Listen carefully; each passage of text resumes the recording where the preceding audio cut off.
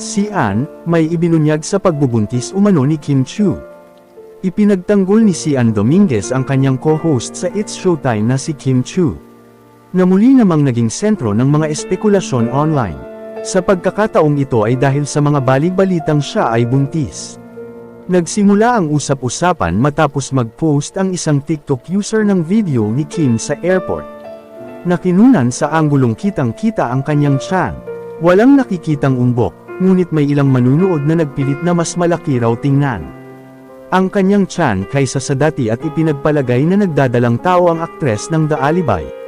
Sa video, makikitang bumababa si Kim mula sa kanyang kotse at may kinakausap. May isang nagkomento na nagpakilalang nagtatrabaho bilang isang nurse. Ang labis na naging sigurado sa kanyang hinala kaya't nag-alok siyang isa sa uli ang kanyang lisensya kung sakaling magkamali siya. Not a mom but I'm a nurse. I can tell that's a baby bump. If I'm wrong, isusuli ko license ko, isinulat niya na tinapos ang komento gamit ang isang laughing emoji. Mabilis naman siyang sinagot ni Sian. Isauli mo na po, ako na nagsasabi, sagot niya, na binaliwala ang mga usap-usapan tungkol sa pagbubuntis. May isang netizen naman ang nagtanong kung alam ba talaga ni Sian ang totoong nangyayari.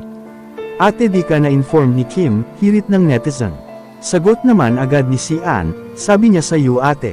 Dahil dito, umani ng pambabatikos mula sa mga netizens ang sagutan ito, kung saan tinawag siya ng iba't ibang bansag sa mga komento. Marami ang nagbansag sa kanya na feeling Ivana, isang patutsyada na nagkukumpara sa kanya sa aktres na si Ivana Alawi. May isang nagkomento pa na hinamon si Sian na umalis sa noontime show kung sakaling mali siya, at tinawag siyang palamuti lamang sa programa.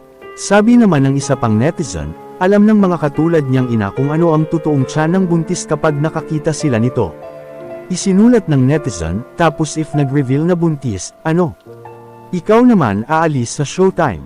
Total palamuti ka lang naman doon. Ilan na mga anak namin, napagdaanan na namin yan Sian, sana hindi ka na lang nag-comment, si Kim natikom ang bibig. Nang tanungin kung gaano talaga siya kalapit kay Kim, may nakahanda muling sagot si Sian. Ay nakakasama ka namin lagi.